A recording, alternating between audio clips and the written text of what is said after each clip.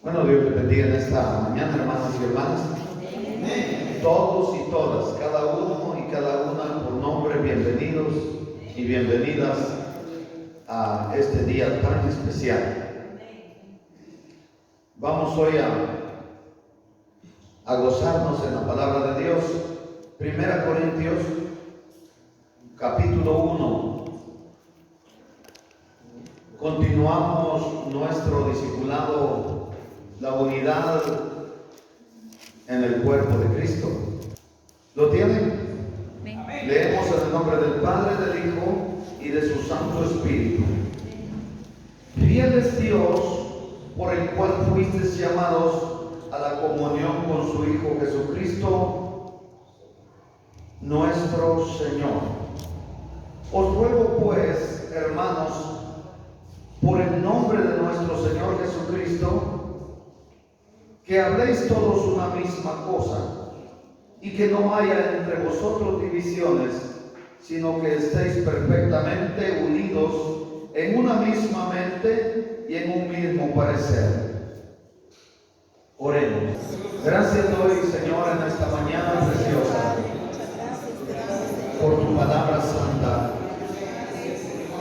Gracias doy, Señor, por la vida que nos regalas, por la vida de cada hermano y de cada hermana presente. Gracias doy por cada persona que oirá esta palabra en cualquier tiempo. Haga para lo que tú le envías, Señor. Ministranos, instruyenos, santifícanos, porque tú puedes hacerlo a través de tu palabra que nos limpia de todo pecado, tu palabra que nos instruye, tu palabra que nos corrige. Sí, Señor, en el nombre de Jesucristo lo pedimos por tu Espíritu Santo. Ilumínanos, háblanos, Señor. Cancelamos hoy en el nombre de Jesús toda fuerza del maligno y nos declaramos libres por el poder de su palabra y por su sangre que nos cubre. En el nombre de Jesucristo. Amén. Y amén.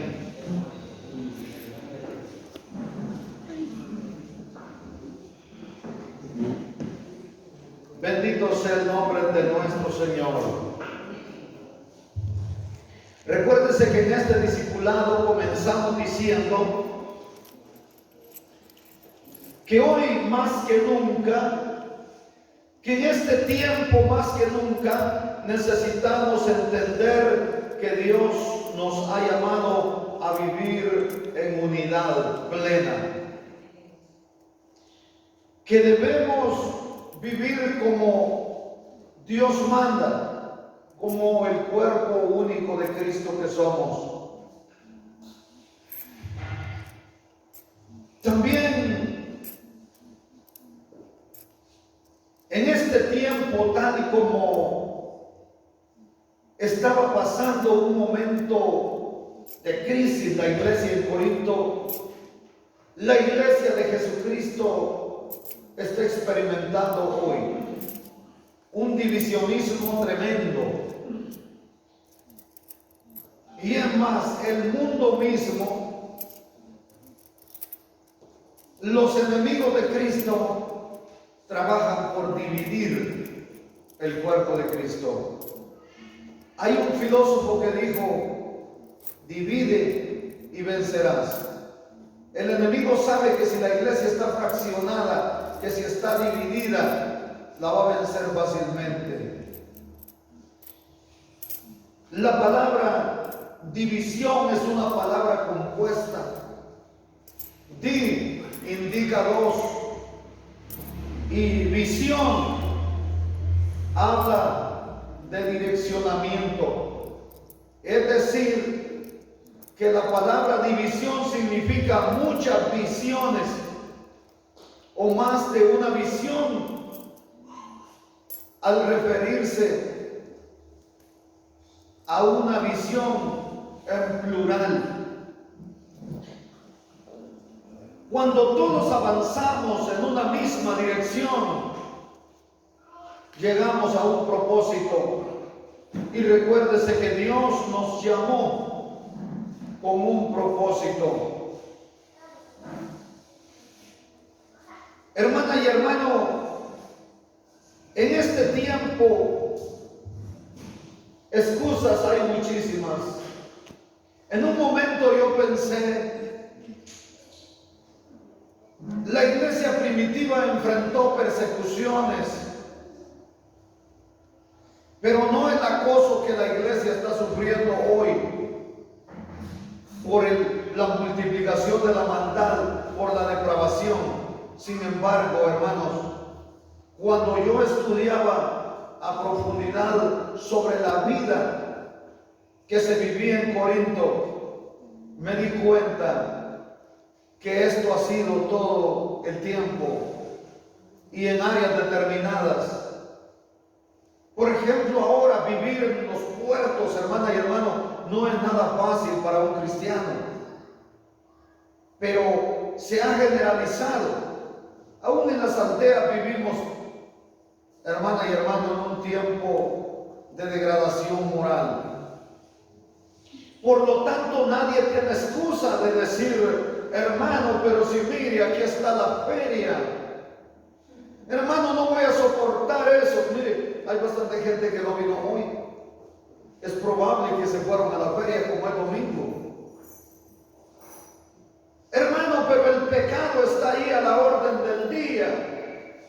Hermana y hermano, decir que la tentación, decir que la provocación, decir que la incitación del mundo no me deja perseverar es una vergüenza.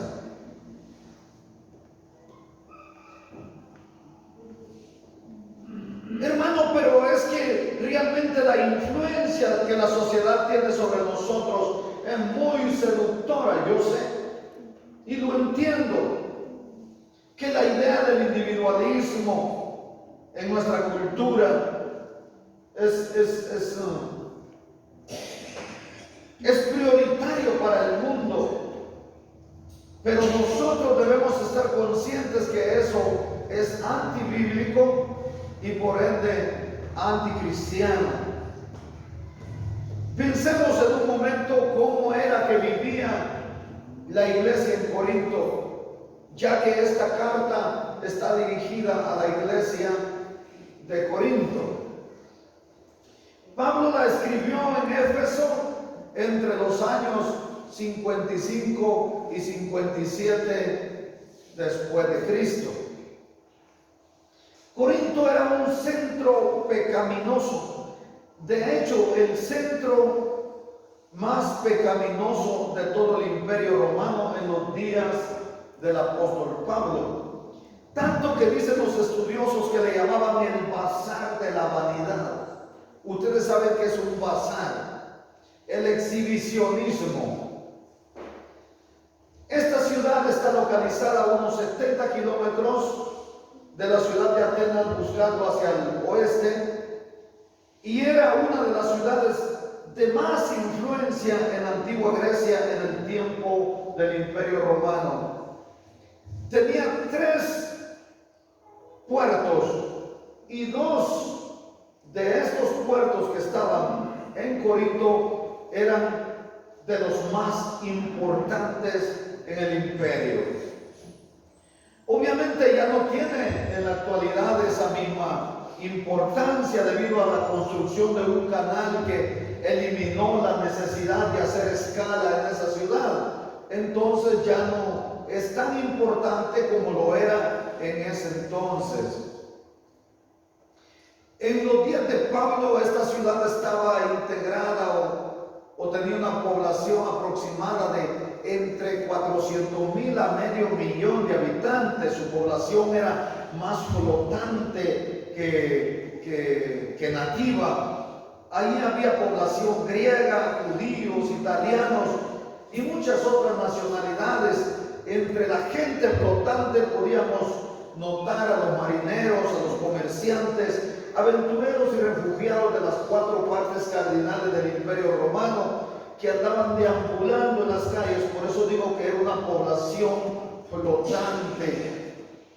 Y debido también a ese movimiento, de alguna manera el pecado occidental, el pecado pecado oriental contribuían a la degradación de la humanidad y de la ciudad, y esto permitía que le llamaran la feria de la vanidad, es decir, un centro de pecado. Hermana y hermano, uno va, por ejemplo, al puerto de San José. Ahí desde las 6 de la tarde usted va a notar un movimiento tremendo que da pena. Sodoma y Gomorra. Pero esto no es solamente en los puertos.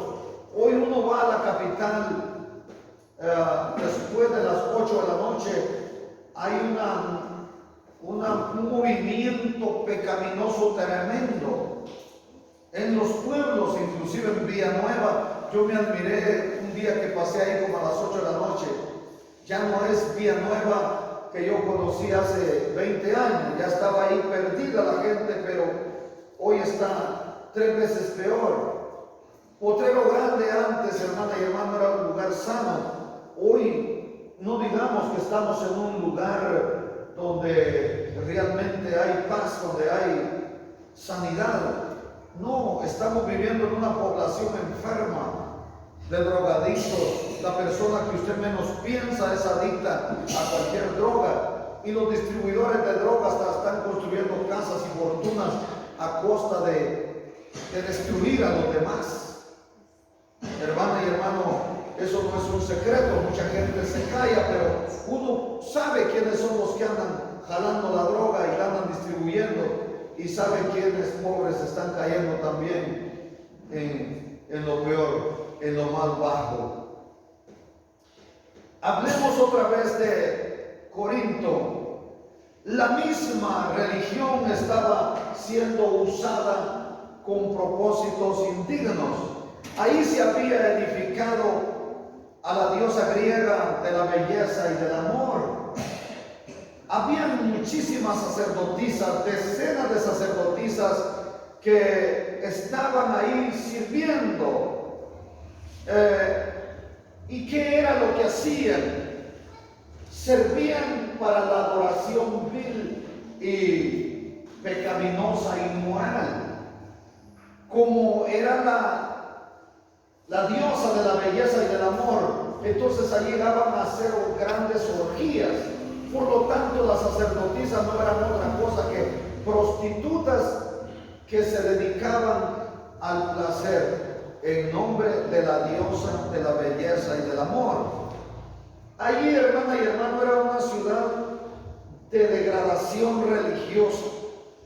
Pero no solamente la religión estaba sufriendo detrimento, la filosofía misma, la filosofía griega, estaba en decadencia, dígase en la parte de la ética y de la moral, porque en esa ciudad se daba rienda suelta a las pasiones, y suscitaban discusiones sin fin, era la de pleitos, y se movía tantísimo pecado. Y en ese contexto de vida llega Pablo y él dice en el capítulo 2, en el versículo 2 precisamente: entre vosotros no quise saber otra cosa más que de Jesucristo. Y es más, dice de Jesucristo crucificado, porque recuérdese que Pablo es probable que haya estado en alguno de los discursos de las predicaciones de Jesús cuando estaba en su humanidad. Es probable que haya estado presente en la crucifixión de Jesús. Es probable que haya estado entre la multitud, pero él se acerca a Jesús y conoce a Jesús después de resucitado. Entonces ustedes a Pablo lo van a oír hablar siempre de Cristo resucitado, de Cristo crucificado, de Jesucristo, o de Jesucristo Señor, o de Cristo el Señor. Vamos a ver lo que dice el verso 2. Pues me propuse no saber entre vosotros cosa alguna, sino a Jesucristo y a este crucificado. Oiga, ¿y por qué? Porque él llega a una ciudad en detrimento, en degradación moral, y dice que él estuvo ahí con mucho temor. Yo quiero que noten ustedes la actitud de Pablo del pecado. Hermana y hermano, porque yo me decepciono tanto cuando veo a los cristianos que están en un momento determinado, en un lugar de mucho pecado. Y lo primero que hacen es justificar y dicen, aquí no se puede perseverar. Es que hay mucha tentación, hay mucha prueba. Me llegó una tentación, oiga, dichoso que son una tentación. Estamos viviendo en un acoso, en una tentación constante. Y por eso nosotros debemos ser constantes en la oración, debemos perseverar. Pablo llegó a esa ciudad y no se propuso ninguna otra cosa. Oigan, no quiso saber de nada más que de Cristo crucificado.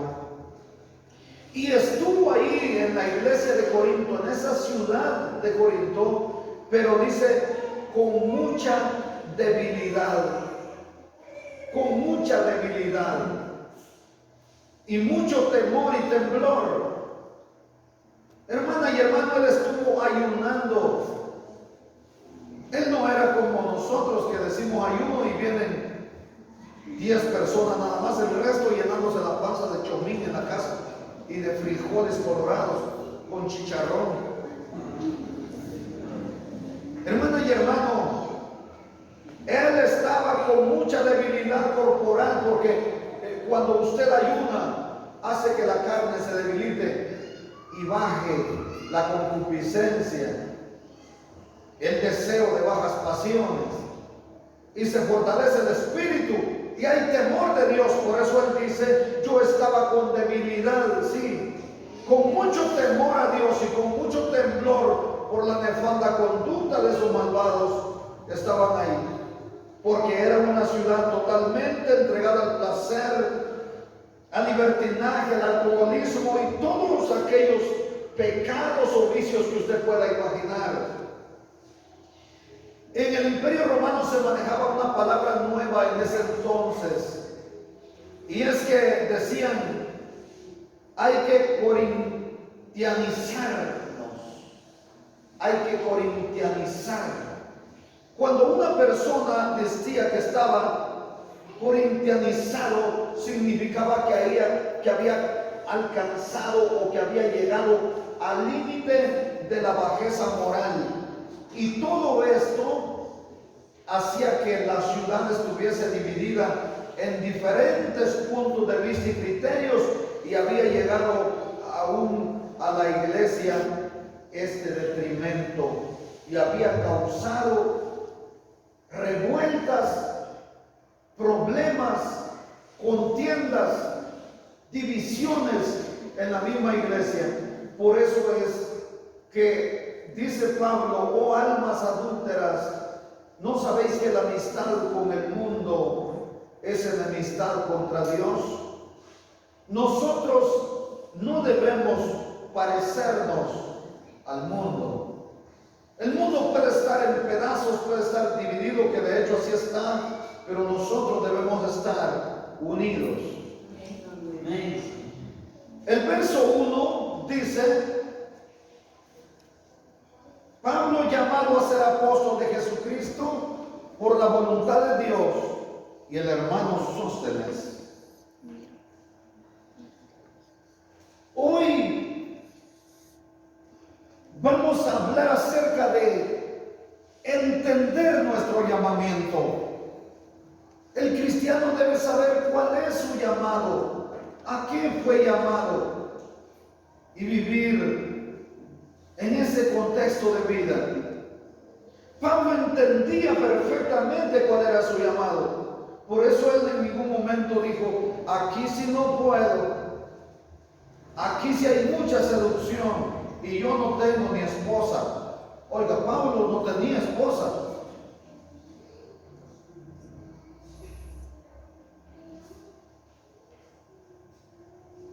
Apóstol por la voluntad de Dios que lo llamó, y el Señor Jesucristo que lo alcanzó en el camino a Damasco. Ustedes han leído una y otra vez la historia de cuando Pablo tuvo ese encuentro con Cristo, ¿verdad? Entonces no tengo que hablar al respecto, lo saben, ¿verdad, hermanos? Me alegro por eso. Entonces, después que el Señor Jesucristo lo alcanza camino a Damasco, el Espíritu Santo interviene por su parte y lo enseña en el desierto de Arabia. Continuamos entonces diciendo que por eso Pablo tenía concreto cuál era su llamado. Y eso es maravilloso poder decir: estoy donde estoy y hago lo que hago por la voluntad de Dios que me llamó, de Jesucristo que me alcanzó y de su Espíritu Santo que me instruye, que me guía. Hermanas y hermanos, cuando tenemos claro nuestro llamamiento, entonces tenemos claro quién somos. ¿Se recuerdan cuando hablamos quién era sin Cristo? ¿Quién soy en Cristo? ¿Y quién es Cristo en mí? ¿Se recuerdan de esa enseñanza, verdad? La he dado por primera vez y la repetí porque no les quedaba muy claro. He dado 2 o 3 veces la misma enseñanza. Así que, hermana y hermano, cuando tenemos claro que hemos sido llamados con propósito, entonces nos movemos en ese propósito divino. Y usted y yo podemos tener problemas, pero nuestro corazón va a estar rebosando de satisfacción porque estamos en el propósito divino. Y ahí es donde mucha gente no entiende al cristiano, que está pasando graves problemas, está en duelo, le ha pasado lo peor. Sin embargo, esa persona sigue firme, dándole la gloria a Dios. Amén. Porque el Señor nos ha dado una paz que sobrepasa nuestro entendimiento. Ese era el sentimiento y la certeza que Pablo tenía y pudo afirmar que era un apóstol de Jesucristo solo por la voluntad de Dios. Aquí también él menciona a nuestro hermano Sóstenes. Aparentemente Sóstenes es una persona que le llevó un mensaje de la iglesia de Corinto a Pablo a Éfeso, donde escribe esta carta y que a su vez la llevaría a la iglesia de Corinto, y él se añadió aquí para saludar a los hermanos desde Éfeso a Corinto.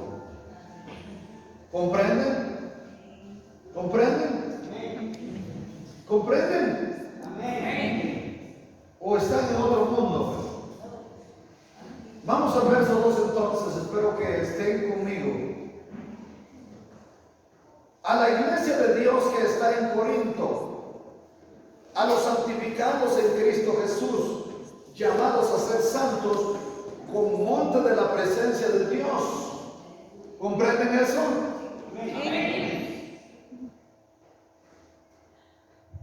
¿Así dice su Biblia? No. Entonces no me están entendiendo. Voy a repetirlo, dice: a la iglesia de Dios que está en Corinto, a los santificados en Cristo Jesús, llamados a ser santos. Esto es a la iglesia de Corinto, con todos los que en cualquier lugar invocan el nombre de nuestro Señor Jesucristo, Señor de ellos y nuestro. Entonces, traducido es: llamados a ser santos con los hermanos de monte de la presencia de Dios, haciendo una aplicación a la palabra. Oiga, hermana y hermano, hacerle aplicación a la palabra es correcto para entender que estamos incluidos. Cierta persona dice en una ocasión: es que usted lo dijo diferente. No, es que le hago aplicación a la palabra para entender, porque si me pongo a leer y lo aplico solo a la iglesia de Corinto, no tiene sentido que yo esté hablando aquí. Tiene usted que saber dónde es aplicable la palabra a usted y dónde las promesas para la iglesia primitiva son para usted y dónde las promesas para Israel son también para usted. De lo contrario no tiene sentido. Mejor solo doy una lectura bíblica. Así que ahí vamos, ¿verdad? En el sentido literal, ahí nos dice que es para la iglesia en general. El mensaje está dirigido a los santificados en Cristo Jesús. La iglesia está situada en Corinto, pero estaba en Cristo. ¿Por qué? Porque estaba unida al Señor, porque es el cuerpo de Cristo. ¿Qué es estar en Cristo? Es estar unido a Cristo. Quiero que noten ustedes que no hay una dirección taxativa de dónde estaba precisamente la ubicación de la iglesia, porque no interesaba. En realidad el lugar de este mundo donde uno reside es puramente incidental. Lo que importa es estar situado en Cristo. Eso es lo que importa, estar ubicado en Cristo. Estar en el cuerpo de Cristo. ¿Qué significa estar en Cristo? Estar unidos entre sí. Y tranquilo, unidos entre sí y unidos ¿a quién? A Cristo. Bien, entonces sí. Muy bien. Mire, está bien, la felicito. Es estar unidos como el cuerpo de Cristo. Pero también unidos a Cristo. Es que hoy estoy hablando de la unidad. Oiga, ya de la unidad entre nosotros yo ya lo adopté. Hoy estoy hablando de la unidad al cuerpo de Cristo. Aleluya. Y eso, a eso nos lleva. Tienen que saber que vamos en avance. Es decir, vamos en crecimiento. Entonces estar en Cristo significa estar unidos a Cristo. Ahora, veamos lo que dice. Santificados en Cristo Jesús. Solo en este verso 2 podríamos pasar un día hablando y no se me acabaría. Oigan, las palabras de enseñanza que salen de aquí. A los santificados en Cristo. Esto es grande. Santificación en Cristo significa posición del creyente en Cristo. Y no es una santificación práctica. Estoy hablando de una santificación hereditaria o otorgada por Cristo por el hecho de haberle recibido en tu corazón. Es una mera posición del creyente en Cristo. Oiga, voy a explicarlo de otra manera. Cuando la palabra santificación está figurada o está unida a la persona de Dios Padre o de su Hijo Jesucristo, se usa generalmente en este aspecto, en que en la posición del creyente. La santificación por la posición del creyente en Cristo. Le haré una aplicación para que me entienda mejor. Si usted ha recibido a Jesucristo en su corazón, ahora Él es su Salvador. Él es su Redentor. Y por la redención usted alcanza la santificación. Porque le ha sido perdonado su pecado. Entonces, usted está confiando en Él.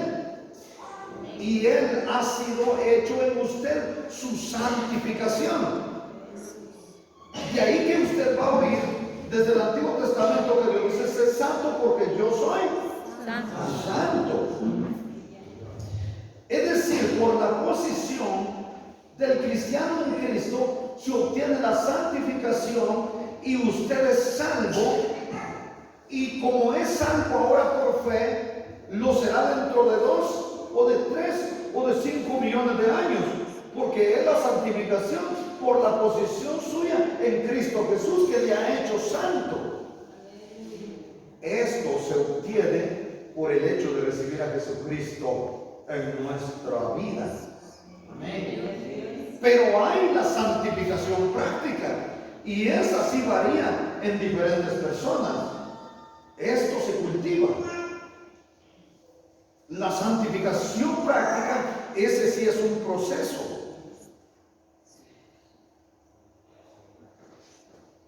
Vamos a hacer una diferencia.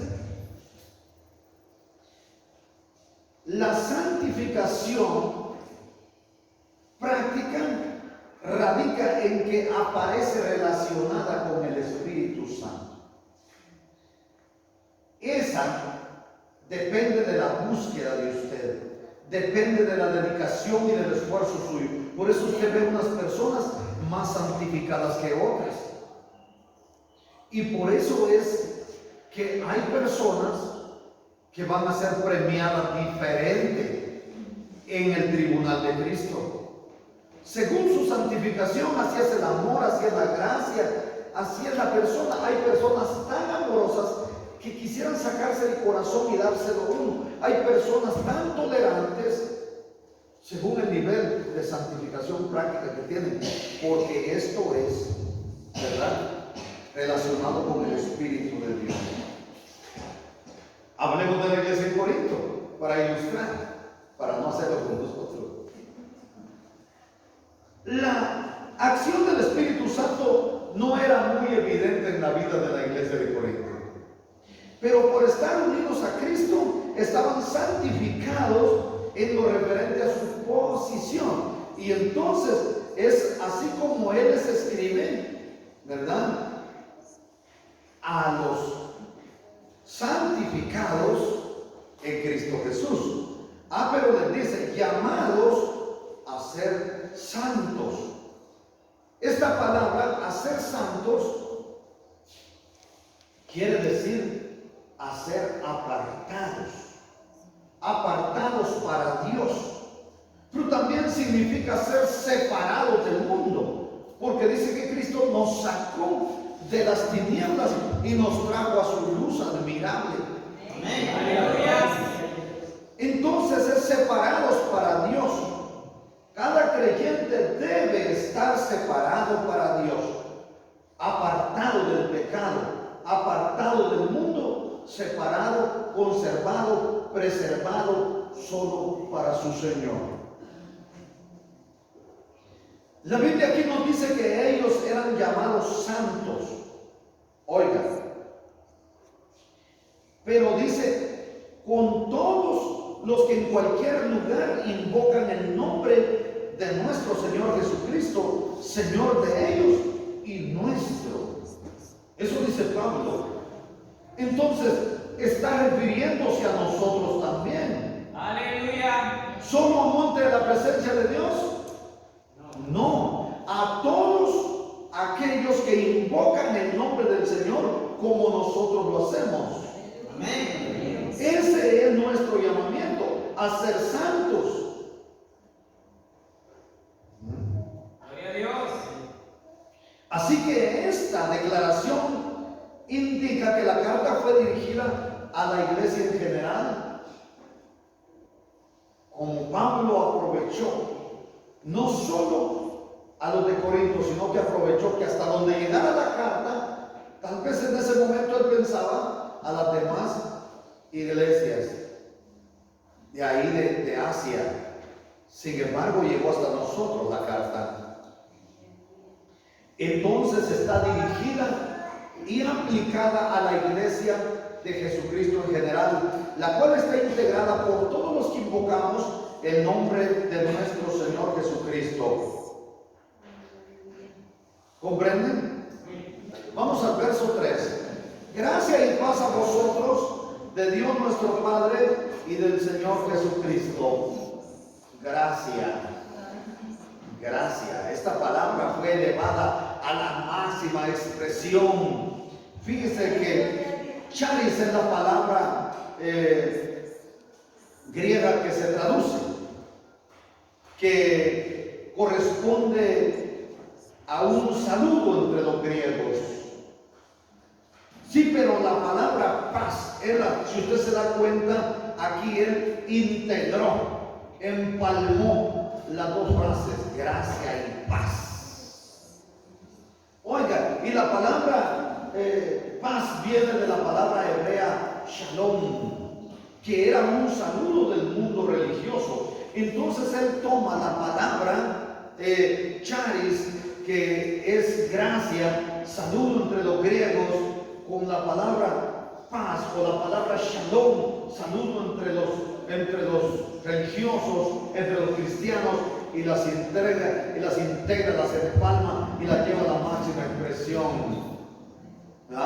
Combinando estas dos palabras, las lleva a un máximo nivel y dice gracia y paz a vosotros. ¿Y por qué digo esto? Porque recuérdese que la palabra gracia tiene un gran significado para nosotros, la iglesia de Jesucristo. Amén. ¿Por qué? ¿Por qué tiene un gran significado la palabra gracia?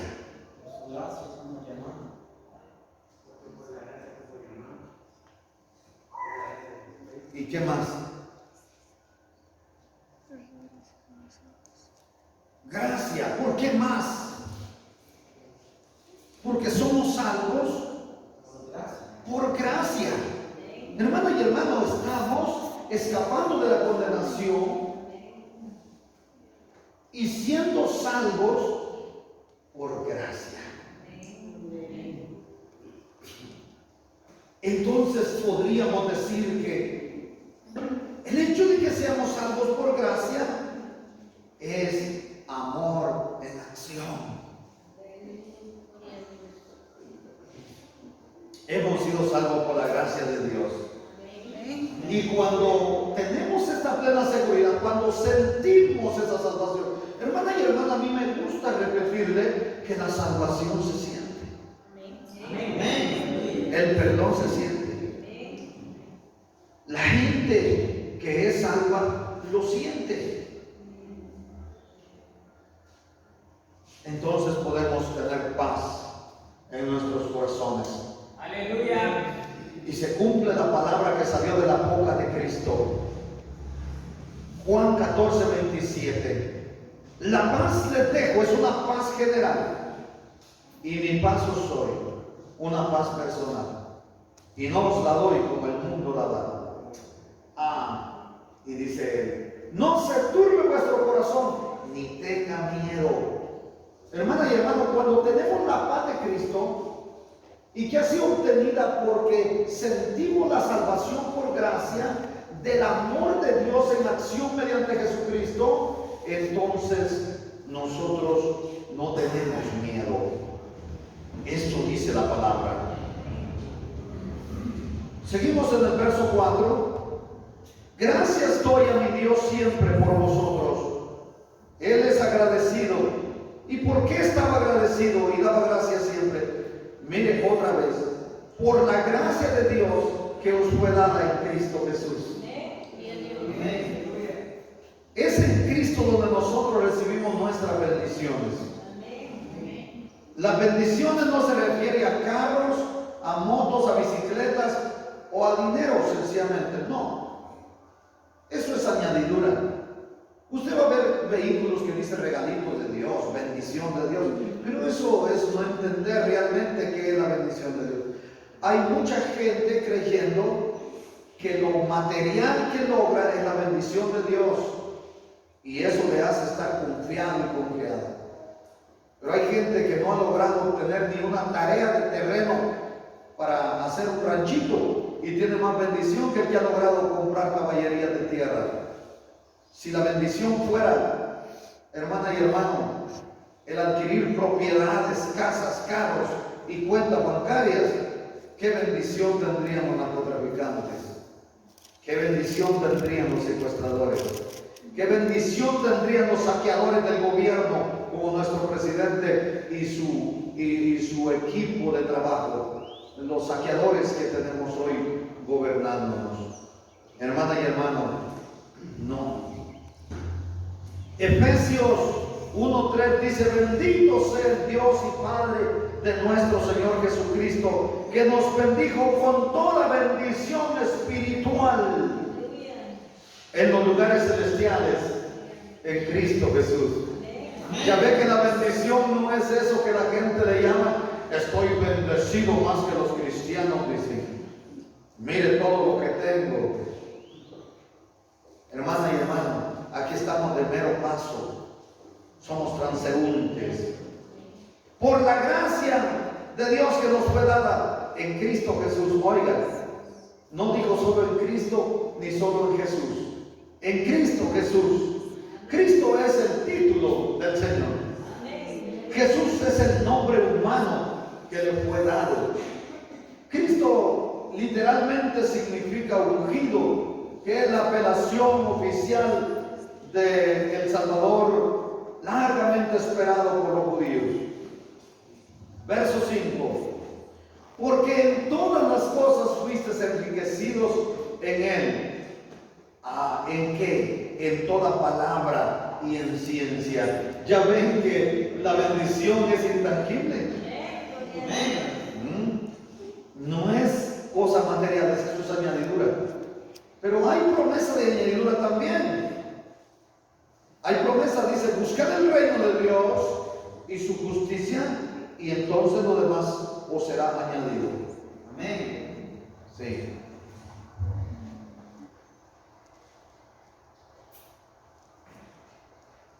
Porque en todas las cosas fuisteis enriquecidos en Cristo, en palabra y en toda ciencia.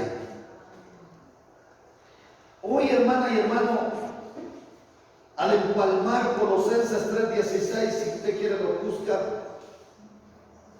me viene a la memoria un sueño que no entendía. Yo muchas veces de noche estoy predicando en mis sueños. Yo predicaba antes de predicar. Y en muchos sueños yo predico. Una vez estuve predicando en el libro de Isaías casi toda la noche en la cárcel. Y muchas de mis prédicas yo ya las he dado en mis sueños, cuando después tengo la oportunidad de predicar. Pero bueno, entonces yo, al empalmar, oiga lo que dice Colosenses 3:16: la palabra de Cristo more abundantemente en vosotros, enseñándoos y exhortándoos unos a otros con sabiduría. Pero oiga, cantando con gracia en vuestros corazones al Señor, con salmos e himnos y cánticos espirituales. Hermana y hermano, esta palabra empalmada a 1 Corintios 1:5, Pablo se está refiriendo a que realmente debemos dejar de ser materialistas. Debemos de ser meros repetidores de cánticos y debemos adorarle profundamente al Señor desde nuestras entrañas. Y que la palabra de Dios abunde en nosotros, en nuestros corazones, que ocupe nuestra mente y nuestro corazón. No implica memorizarla totalmente en nuestra mente, pero sí guardar sus dichos en nuestro corazón, ponerla por obra. Y esto es cuando nosotros obedecemos su palabra y por ende obedecemos al Señor. Estamos pensando siempre en Él, estamos enriquecidos en Él. Eso es lo importante. Cuando el Señor se convierte en Señor de nuestra vida, es porque su palabra se ha convertido también en un cántico nuestro. Es decir, la palabra está morando abundante en nosotros. y mejor si hay música y cantamos salmo, pero no me vaya a venir a cantar usted aquel salmo. Hay un salmo que lo cantan y que el himnólogo lo hizo imitando a Marco Antonio Solís, porque toda esa porquería me causa asco. No el salmo, sino el hecho de que solo le cambiaron letra a una canción de Marco Antonio Solís. Esa porquería no quiere el Señor. Cantantes que andan imitando al mundo, solo cambiándole letra a la misma música. No. La música es maravillosa, pero cuando se hace con el fin de agradar a Dios y se le pide al Señor, por eso no nos hemos salido de esta música a la antigua, como le llaman, ¿verdad? Para evitarnos esos problemas. No hay que andar imitando al mundo. Dios nos ha dado tanta riqueza, hermana y hermano, que Él es suficiente para instruir a su pueblo. Amén. Vamos al verso 6. Así como el testimonio acerca de Cristo ha sido confirmado en vosotros, de tal manera que nada os falta en ningún don, esperando la manifestación de nuestro Señor Jesucristo. Pablo estaba refiriéndose a aquel problema que había precisamente en esa iglesia. Estaban ellos dominados por su naturaleza pecaminosa, pero también por su naturaleza física y también por la fascinación de un solo don. Estábamos fascinados aparentemente por el don de lenguas. Todos querían exhibirse con lenguas. Y Pablo desde el comienzo les dijo que no debían practicar solo un don, porque había muchísimos y él quería que todos esos dones se manifestasen en la iglesia para que la iglesia creciera y salieran de ese embotellamiento en que se encontraban. Y les dijo: mientras esperáis la manifestación de nuestro Señor Jesucristo, es decir, debían ocuparse en Él. Vamos al verso 8. El cual también os confirmará hasta el fin, para que seáis irreprensibles en el día de nuestro Señor Jesucristo. Esta palabra de irreprensibles significa irreprochables, o para que no fueran a ser desaprobados. Quiero decirles que esto no significa que llegaran a ser perfectos, pues no hay perfecto ni a un solo uno. El perfecto solamente es Dios. Siempre alguien encontrará faltas y errores en ustedes, pero quiero puntualizar que no sea este un permiso para pecar o para hacer lo incorrecto. Esfuércense a hacer lo correcto. Hermana y hermano, es triste y penoso cuando me llama gente que no es cristiana y me dice: mire, fulanita de tal es miembro suya y aquí conmigo se ha metido a grandes problemas. A mí me da pena y me da vergüenza hasta cierto punto. Traten ustedes, hermanas y hermanos, de portarse lo mejor posible para evitarme esas vergüenzas. No se los digo por pena a ustedes, porque yo les he enseñado. No me siento responsable cuando ustedes son más que peleoneras y peleoneros allá afuera. No implica tampoco que usted va a ir a meter la otra mejilla literalmente, porque vivimos en un mundo abusivo. También usted debe hacer valer sus derechos, pero no yéndose usted con palos, con piochas, con golpes y hasta con pistolas encima de la gente. ¿Está bien? Tienen que usar la sabiduría, tienen que ser respetuosos y respetuosas, y ustedes tienen que usar ese consejo bíblico: el sabio ve el mal y se aparta. Hermano y hermano, de nada sirve contradecirle a una persona del mundo. Lo primero que luego te va a decir: y no que cristiano, y no que cristiana, van a usar esto luego en tu contra. Aparte de eso, si tú le contestas mal, esa persona te va a contestar 15 veces más mal. Entonces no vas a salir ganando. No conviene alegarse con esa gente que está perdida, porque lo único que va a hacer es empujarte al barranco o jalarte o mandarte antes que ellos o que ellas. Entonces de nada te sirve ir a alegarle a esa gente. Si tienes alguna violación de tu derecho, mejor presenta una denuncia y que la ley se encargue. ¿Está bien? Aquí dice también la palabra, para que seáis irreprensibles, pero ¿cuándo? El día de nuestro Señor Jesucristo. Y el día de nuestro Señor Jesucristo no solamente es hoy. Estamos en el tiempo de la gracia. El reino de Dios está entre nosotros. Es el tiempo de Cristo, sí, pero el día del Señor también se refiere cuando Él vuelva por su iglesia. ¿Está bien? Vamos entonces al siguiente versículo. Fiel es Dios, por el cual fuisteis llamados a la comunión con su Hijo Jesucristo nuestro Señor. Oiga, a la comunión con nuestro Señor Jesucristo. Oiga, el énfasis aquí, hermana y hermano, es al Señor Jesucristo. Es a la persona de nuestro Señor Jesucristo. Esta es la 9ª vez que se menciona a nuestro Señor Jesucristo en estos 9 versículos. Dicho en otras palabras, en cada versículo se menciona a nuestro Señor. ¿Por qué? ¿Por qué el énfasis a nuestro Señor Jesucristo? En primer lugar, porque era la solución a los problemas de la iglesia en Corinto y la solución a los problemas individuales de cada cristiano de esta iglesia. Ahora bien, hermana y hermano, hay una gran similitud entre la iglesia de Corinto de ese tiempo y la iglesia de este tiempo que somos nosotros. Y a los problemas de la iglesia de Corinto había una solución. Y a los problemas individuales de cada cristiano de la iglesia de Corinto había una solución. Y a los problemas de la iglesia actual y a los problemas de cada cristiano individualmente hay la misma solución. ¿Cuál era? ¿Cuál era esa solución?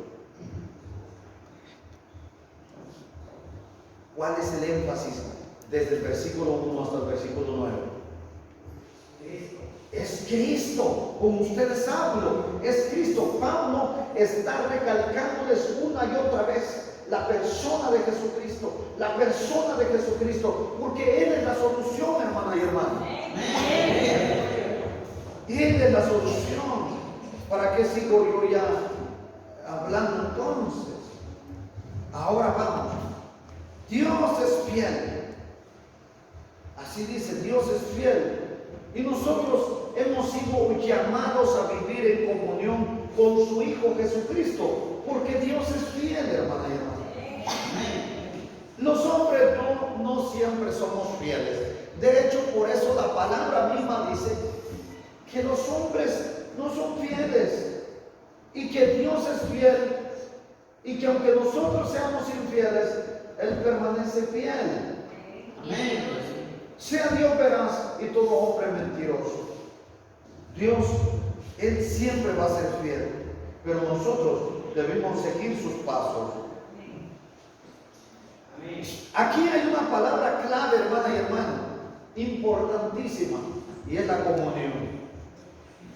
La palabra griega es koinonia.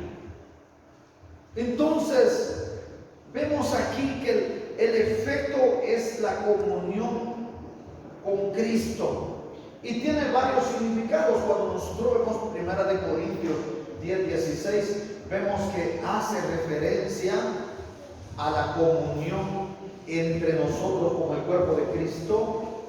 Vemos que hace referencia a la comunión con la sangre de Cristo por la participación de la copa de la bendición. Hace referencia a una comunión simbólica con el cuerpo de Cristo. Entonces nos damos cuenta que tiene varias referencias la koinonia. Aquí precisamente hace referencia a una asociación. Claro que cuando hablamos de asociación hay muchísimas asociaciones. Hay asociaciones económicas, hay una asociación conyugal, por ejemplo, en matrimonio, hay asociaciones en propiedades horizontales, hay asociaciones comerciales, Pero aquí precisamente se refiere a una asociación con la persona de Cristo. Y cuando hay una asociación hay intereses en común de las partes. Cristo está interesado en lo que nosotros tenemos, porque nosotros no tenemos nada propio, todo es de Cristo. Dice el Señor, sin mí nada podéis hacer. Miren, ni la vida misma, dice, vosotros vivís porque yo vivo. Pablo dice, yo ya no vivo, es Cristo el que tiene vida en mí. Es Cristo el que vive en mí. Nada tenemos. Ahora, si vamos a lo material, pues nosotros aquí somos transeúntes, somos visitantes. Y dice el Señor que nosotros comemos como Dios sustenta a las aves, que no trabajan ni hilan. Así Él cuida de nosotros, que no nos falte vestuario ni comida. ¿Y qué dijo el Señor? No llevéis ni alforja, ni llevéis bastón, ni vestido extra, ni calzado extra. Anda como estás, porque Él cuidará de ti. Entonces, hermana y hermano, ¿y qué más dice Él? En la tierra no te afanéis por lo que habéis de comer, por lo que habéis de vestir. No te afanéis por hacer tesoros en la tierra. Haced tesoro en el cielo, donde el ladrón no roba y la polilla no destruye, o el orín no corrompe, como dice la Reina Valera. Entonces, hermana y hermano, tenemos una asociación con Cristo. Si lo leyésemos así, este verso 9 diría de la siguiente manera: fiel es Dios por el cual fuisteis llamados a la asociación con su Hijo Jesucristo, Señor nuestro. Sin lugar a dudas, este es uno de los mayores privilegios que ha recibido usted y yo. Tener una asociación, intereses en común con Cristo. Cristo se interesa por usted y usted se interesa por Cristo. Oigan, por eso es que nosotros, vemos cristianos, y espero que ustedes lo hayan hecho, que no les importa ir bajo el calor del día, bajo el agua, pasar por tramos peligrosos para ir a buscar una alma para Cristo, porque tenemos intereses en común con Cristo, porque tenemos una asociación con Cristo. Cristo se interesó por las almas, pagó el precio de la salvación, purgó las culpas en la cruz, la llamó a usted, lo hizo hijo de Dios, herederos en el reino de Dios y coherederos con Él en su reino. Y ahora usted se interesa por las almas. Le maltratan, le tratan mal a usted, pero usted insiste que vengan a Cristo porque tenemos intereses en común con Cristo. Aleluya. ¿Comprenden esto? Amén. Entonces, ¿para qué sigo diciendo más cosas de este versículo? Vamos al último, que es el día, ¿verdad? Aquí es donde se estaban dando las divisiones. Os ruego pues, hermanos, por el nombre de nuestro Señor Jesucristo, que habléis todos una misma cosa, y que no haya entre vosotros divisiones, sino que estéis perfectamente unidos en una misma mente y en un mismo parecer. Es decir, usted tiene la mente del hermano Víctor, usted tiene la mente de la hermana Teresita. No, hermana y hermano, no, aclaremos esto, porque no vaya a ser que me entiendan esto. Es que ahí habían divisiones, había un espíritu partidista. Pablo se dirigió al problema principal de la iglesia en Corinto. Esos problemas me parecen familiares en este tiempo, y precisamente con algunas congregaciones en Potrero Grande. Ese divisionismo estaba perjudicando a la iglesia, y Pablo llega para ponerle fin. Y llevaba una solución, el énfasis: Cristo. Porque la centralidad de Jesucristo crucificado corrige las divisiones. Entonces Pablo por eso siempre estaba hablándoles con el énfasis: Cristo. Aquí vemos a Jesucristo por 10ª vez mencionado en este versículo. Espero que lo haya notado, ¿verdad? Al leer el verso 10. Amén. Realmente esta carta enfatiza a Cristo. Es más, el señorío de Cristo. Porque nosotros oímos en este tiempo bastantes afirmaciones sobre el señorío de Cristo, ¿verdad? ¿Por qué me llamáis Señor, Señor, y no hacéis lo que yo mando? El reclamo de Cristo, de que no se reconoce su señorío. Y oímos nosotros mucha gente: Jesucristo es mi Señor, yo amo a mi Señor, y así sucesivamente. Pero en la vida práctica es muy poco, hermana y hermano. Por ese motivo las iglesias y los creyentes a nivel individual tienen graves problemas, porque no han reconocido el señorío de Cristo. No basta con hablar, sino que hay que ponerlo en práctica. Hay preguntas que debemos hacernos. ¿Jesucristo es tu Señor? ¿Le ha hecho usted a Él su Señor y su Maestro? ¿Aprende usted de Él? ¿Cómo dijo Él? Aprended de mí, que soy manso y humilde de corazón. ¿Ya aprendió usted la mansedumbre? ¿Ya aprendió usted la humildad? Lo estudiamos, ¿verdad? ¿Lo está poniendo en práctica? Ah, qué bueno. Qué bueno, qué bueno. Una misma mente, un mismo parecer. ¿Es hablar todos de la misma manera? No significa eso.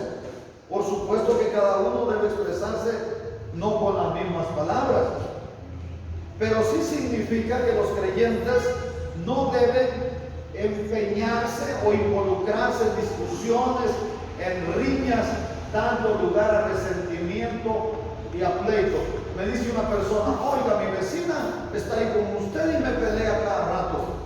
En lugar de darme ganas de ir allá a la iglesia, más ganas de alejarme me dan, porque esa persona es una peleonera.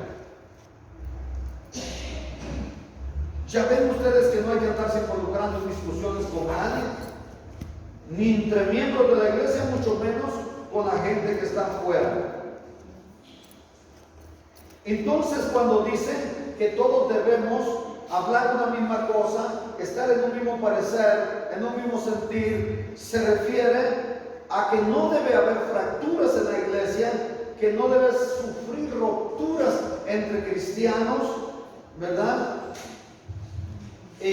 Causadas en las conductas que acabo aquí de mencionar, por ejemplo, ¿verdad? Portarse mal en discusiones, en crítica, en chismes y todo eso. Porque era lo que existía ahí en esa iglesia, un centro de chismología terrible, una crítica sin fin, un odio, una amargura, una de contiendas, de pleitos, y así sucesivamente. Y así se puede ver en la actualidad en muchas congregaciones, ¿verdad? Que yo no voy ahí porque ahí va monte Sinaí, ahí va monte de la presencia de Dios. Yo no voy porque ahí va a estar Manuel. Pues que no vayan, pues no irán al reino tampoco si no se arrepienten, porque yo no me lo pienso perder. ¿Está bien? ¡Aleluya! Estas actitudes no pueden estar presentes, hermana y hermana, en nuestra vida cuando realmente somos considerados asociados a Cristo, porque pertenecemos al redil de Cristo, pertenecemos al cuerpo de Cristo. Estamos en comunión con Jesucristo por la gracia de Dios. Y eso de la misma mente, hermano, ¿cómo hacemos? Pues no es la mente del hermano Víctor, ¿verdad? Incrustada en el hermano Víctor González, por ejemplo. No, en una misma mente se refiere a la mente de Cristo. Primera de Corintios, solo van allá adelantito en el 2:16, dice: porque ¿quién conoció la mente del Señor? Es una pregunta. ¿Quién le instruirá a Él? Y oiga lo que dice: mas nosotros tenemos la mente de Cristo. Y cuando vamos nosotros a ver Filipenses 2, el versículo 5 al 8, vemos que hay una vinculación con Cristo y esta exige por la obra del Espíritu Santo que vivamos en una armonía. Entonces es la mente de Cristo. En el verso 11 Pablo dice por qué les está escribiendo esta carta: porque he sido informado acerca de vosotros, hermanos míos, por los cuales, por los de Cloé, es decir, la familia de Cloé, que hay entre vosotros contiendas. Recibió de primera mano la información, pero aquí quiero que noten, la familia de Cloé sabía y lo fue a denunciar, lo fue a informar, y dio su nombre, y Pablo anotó el nombre de quien le había dicho. Para evitarse chismes, cuando uno dice una cosa, debe estar dispuesto a sostenerla. Es decir, que si usted bien no me va a decir: mire, hermano, fíjese que yo oí de fulano, pero no le vaya a contar a nadie, yo le cuento en confianza. Si me va a venir a contar cosas en confianza, no me venga a contar nada, porque le voy a llamar a una sesión y usted tendrá que sostenerlo ahí en la sesión frente a la persona que usted está mal informando. Pero esto no implica que usted también sea irresponsable, porque le estoy hablando de informaciones falsas o de informaciones a medias. Cuando usted vaya a decir algo, diga la verdad, y cuando usted vea una conducta inapropiada por la salud de la iglesia y del evangelio, debe decirlo para que se corrija. La familia de Cloé vio que había problemas en la iglesia y dijo: es necesario corregir esto, y fue, lo informó, y así sucedió. Así que esa iglesia tenía numerosas personas nuevas, y estas personas no habían madurado